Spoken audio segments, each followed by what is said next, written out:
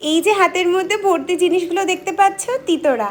আমার মতো যারা টক ঝাল মিষ্টি খাওয়ার পরেই মুখটা খুচখুচ করে তাদের জন্য স্বর্গ বলতে পারো। দারুণ ছিল প্রতিটা তিতোরা। কার্শিয়াং গিয়েছিলাম, সেখান থেকে সব রকম তিতোরাগুলো নিয়ে এসেছি। প্রথমেই যেটা খুলেছি সেটার মধ্যে ভরে ভরে লঙ্কা গুঁড়ো, একটু একটু চিনির দানা আর টক ঝাল মিষ্টির একটা ব্যালেন্স ছিল। লাপসি তিতোরা এগুলো, আর তার সাথে এইটা হচ্ছে একদম সুন্দর শুকনো মশলা দেওয়া তিতোরা। এটা একটু বেশ টক ছিল, তো এটা আমার সব থেকে বেশি পছন্দ।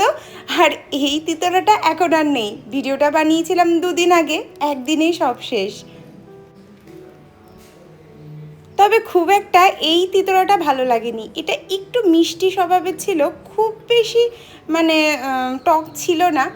আর এই মিষ্টি চাটনি, যেটা লাপসিরি চাটনি, এর মধ্যে লেবু আদা সব কিছু ছিল।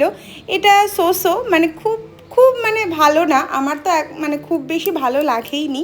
তবে সবচেয়ে বেস্ট যেটা লেগেছে এই লেবুর শুকনো টকটা, লেবুর খোসাগুলোকে শুকনো করে বানানো, দারুণ খেতে। এর সবগুলোর মধ্যে তোমাদের কোনটা পছন্দ কমেন্ট করে